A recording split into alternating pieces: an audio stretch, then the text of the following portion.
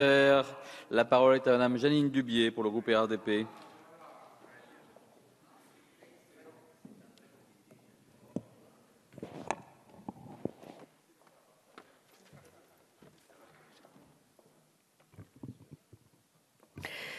Monsieur le Président, Madame la Ministre, Monsieur le Président de la Commission des Affaires économiques, Madame la rapporteure, Madame et Monsieur les rapporteurs pour avis, Mesdames et Messieurs les députés, chers collègues.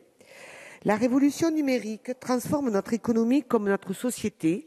Elle se développe sans cesse et s'immisce partout. Cette révolution possède un potentiel incroyable pour améliorer la vie quotidienne de nos concitoyens, pour renouveler et enrichir notre vivre ensemble. Il est de notre devoir de ne laisser personne sur le bord de la route en luttant contre toutes les formes de fracture numérique, qu'elles soient territoriales, générationnelles ou sociales. C'est tout le sens des efforts constants du gouvernement que nous soutenons, que nous saluons et que nous encourageons à se préoccuper avec une attention particulière pour le déploiement du très haut débit dans les territoires ruraux et montagnards.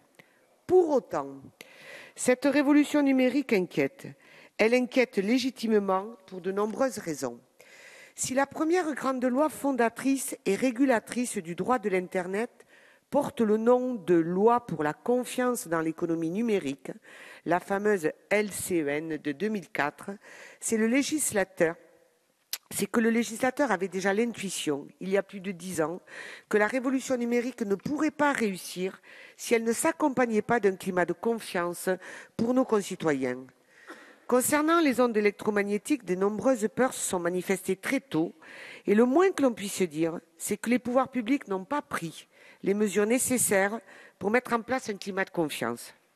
La transparence d'une information fiable et intelligible, accessible, n'a pas été la règle habituelle pour les technologies sans fil. Autant le dire clairement, cela n'a pas favorisé la confiance de nos concitoyens. Si nous sommes réunis aujourd'hui pour examiner ensemble une proposition de loi de nos collègues écologistes au sujet des ondes électromagnétiques, c'est pour combler ce manque. Je tiens, au nom des députés du groupe radical, républicain, démocrate et progressiste, à saluer la persévérance, la détermination de notre collègue Laurence Abeille.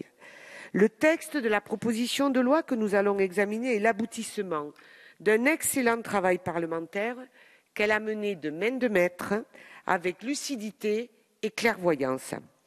Quelles que soient nos convictions sur les dispositions du texte par ailleurs, Madame la rapporteure, permettez-moi de vous dire que j'ai apprécié votre capacité d'écoute, votre volonté d'encourager le dialogue et votre souci permanent de nous associer à l'avancée des travaux. Nous connaissons le chemin parcouru par cette initiative dont le premier examen dans notre hémicycle remonte à plus de 2 ans. Nous avions manifesté notre opposition sur la méthode peu élégante, et je le redis, utilisée par la majorité pour éviter les débats dans l'hémicycle par le dépôt au dernier moment d'une motion de renvoi en commission. Avec la transformation de propositions de loi en demande de rapport, c'est le moyen classique pour organiser ce qu'il est convenu d'appeler un enterrement de première classe. Pour nous prouver le contraire, le président François Botte s'était engagé à réexaminer dans l'année la proposition de loi en commission. Il a tenu parole et nous l'en remercions. Après un premier examen il y a plus d'1 an ici même et il y a quelques mois au Sénat, l'examen parlementaire peut se conclure si nous adoptons cette proposition sans modification. C'est ce que nous souhaitons pour répondre sans attendre aux demandes exprimées par nos concitoyens. En effet, après une démarche de concertation et la prise en compte des travaux effectués pendant 1 an, et notamment le rapport Girard, Tourtellier, Le Boulet, après les retouches des sénateurs, nous considérons que l'ouvrage a été suffisamment remis sur le métier. Il serait regrettable de repousser encore une fois l'entrée dans le droit positif de cette proposition de loi. Nous en sommes convaincus car il s'agit d'un sujet qui préoccupe une bonne partie de nos concitoyens. Nombreux sont les élus qui reçoivent régulièrement des personnes angoissées, des associations inquiètes ou des riverains d'antennes relais en colère. Ils se plaignent de ne pas être assez écoutés par les pouvoirs publics, ils veulent une meilleure information, ils réclament des études scientifiques rigoureuses et indépendantes, ils exigent une plus grande concertation avant de valider la pose d'une antenne ou d'un pylône. Entre les téléphones portables, les antennes relais, le Wi-Fi, les micro-ondes ou encore les ampoules basse consommation, on ne compte plus les objets du quotidien qui nous exposent aux ondes électromagnétiques. Devant ce progrès technique, sous prétexte qu'il a indéniablement amélioré notre vie, devrions-nous rester des spectateurs passifs? Je ne le crois pas, bien au contraire. Les élus ont une responsabilité particulière pour concilier des impératifs économiques et sanitaires tout en garantissant une couverture numérique homogène du territoire. Si certaines études scientifiques affirment que les risques sanitaires ne sont pas avérés jusqu'à présent, ces mots « jusqu'à présent » expriment le manque de recul sur ces technologies. Et quels que soient les rapports nombreux sur le sujet, tous préconisent la création d'un cadre juridique adapté.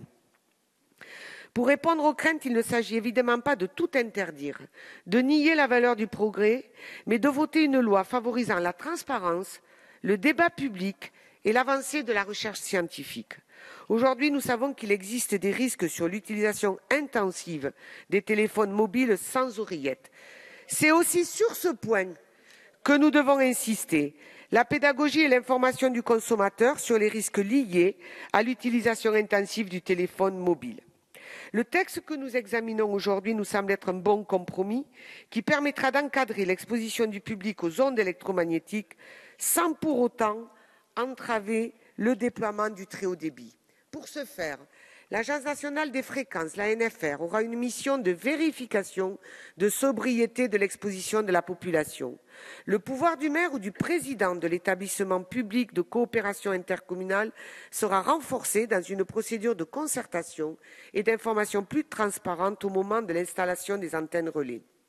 Avec la rédaction adoptée au Sénat, l'exécutif local a un rôle pivot qui s'articule avec la répartition des responsabilités entre celles qui relèvent de l'État et celles qui lui appartiennent.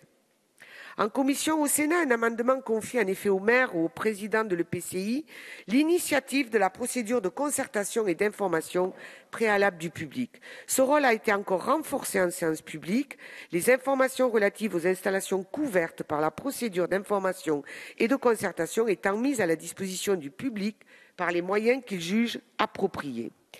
Sur ces sujets, il y a eu quelques reculs malheureux au cours de l'examen au Sénat, puisque désormais le public n'a la possibilité de formuler des observations que si le maire ou le président de l'EPCI le décide.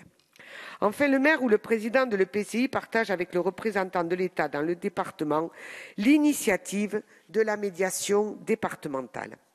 En ce qui concerne les points atypiques, chers à notre président François Brottes, la définition a été clarifiée, tout comme la responsabilité des exploitants des installations radioélectriques en matière de résorption de ces points. C'est un sujet important pour atteindre l'objectif de sobriété de l'exposition du public aux ondes électromagnétiques. La résorption des points atypiques fait l'objet d'intenses débats qui ont animé le COMOP puis le Sénat. C'est d'ailleurs un des rares sujets sur lesquels tous les acteurs s'accordent pour reconnaître un risque particulier. En commission, les sénateurs ont adopté une position plutôt restrictive en matière de définition sur les lieux de vie fermés, des mesures en valeur absolue et de résorption sur les conditions de faisabilité technique, de garantie de couverture ou bien de qualité des services rendus, voire même la suppression du délai des 6 mois après l'identification des points en cause et de la possibilité de mise en demeure par l'ANFR. En séance, l'adoption d'un amendement du gouvernement, et je vous en remercie Madame la Ministre, a permis une prise en compte améliorée de ces points avec une définition plus améliorée. Cette définition laisse une marge d'appréciation à l'ANFR chargée de déterminer et de réviser régulièrement les critères pertinents, niveau d'exposition, type de lieu, présence du public, contraintes techniques ou économiques. Ensuite, la rédaction du Sénat rétablit le délai de 6 mois que nous avions adopté en première lecture, tout en conservant les conditions suspensives de faisabilité et de qualité de service, et elle permet à l'ANFR de saisir les autorités affectataires lorsque les exploitants ne prendront pas les mesures pour traiter les points atypiques. Concernant le titre 2, nos collègues sénateurs ont rétabli en séance des dispositions importantes sur l'impact sanitaire des champs électromagnétiques qui avaient été trop assouplis en commission. Je pense par exemple au sujet sujet de l'électrosensibilité, nous ne pouvons laisser sans aucune réponse des personnes dont nous devons entendre la souffrance. Il nous faut objectiver l'électrosensibilité. Le rapport y contribuera. Au nom du groupe RRDP, je regrette la suppression de l'interdiction de publicité en faveur des téléphones destinés aux enfants. Nous avions porté cette idée par amendement avec d'ailleurs des députés de tous bords et notamment Nathalie Kosciusko-Morizet.